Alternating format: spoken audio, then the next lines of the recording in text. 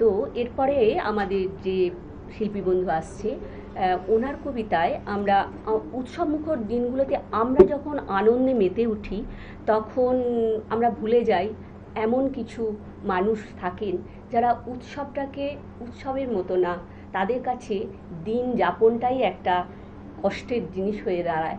তো সেই প্রেক্ষাপটটাকে তুলে ধরছে আমাদের এই পরের কবিতা ফুল গাঙ্গুলির, তার কবিতার মাধ্যমে।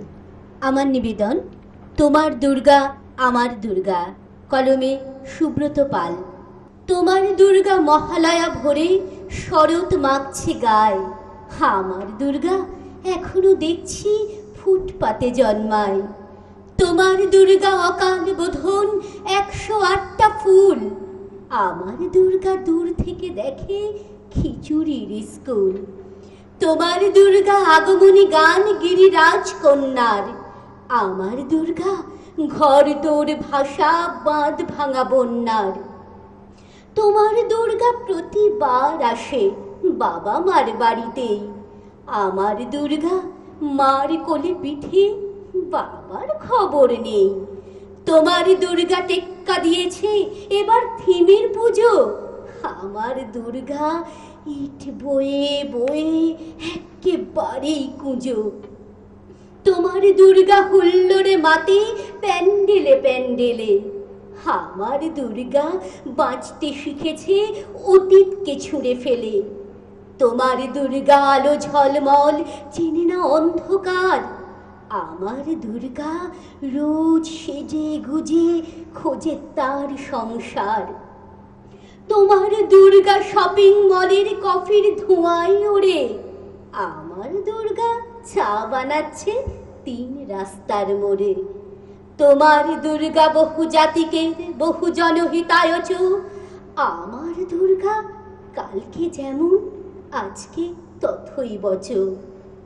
তোমার দুর্গা ছবির ফ্রেমের শিউলি এবং কাশে, আমার দুর্গা এখনো আশায় যদি কেউ ভালোবাসে।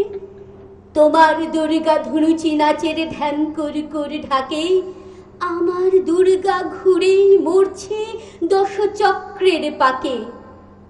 তোমার দুর্গা অঢেল খাবার অঢেল নষ্ট হয়, আমার দুর্গা দিন আনা আনি কিছু নেই সঞ্চয়। তোমার দুর্গা কুল কুল নদী স্নেহের প্রথম পাঠ, আমার দুর্গা নখের আঁচড়ে ভয়ে শুকিয়ে কাঠ।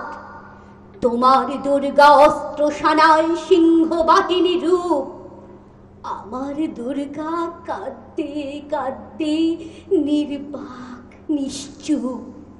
তোমার দুর্গা দশভুজা হয়ে অসুরের মাথা কাটে, আমার দুর্গা অপুষ্টি নিয়ে ধুকতে ধুকতে হাঁটে।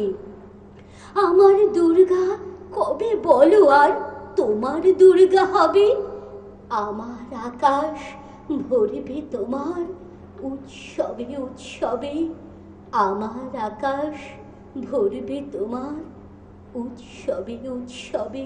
অপূর্ব অপূর্ব সুন্দর এই কবিতাটি সত্যিই আমাদের চোখে জল এনে দেয়। তো পূজা বা উৎসব তখনই সার্থক হয় যখন সবাই সেখানে আনন্দে মেতে ওঠে। আমরা আশা রাখি, আশা তো আমাদের করতেই হবে, আশার নামই জীবন, যেন সবাই খাদ্য বস্ত্র বাসস্থানের সঠিক একটা জায়গায় যেতে পারে। আগামীর পথ চলা সেভাবেই শুরু হোক নতুন প্রজন্মের হাত ধরে।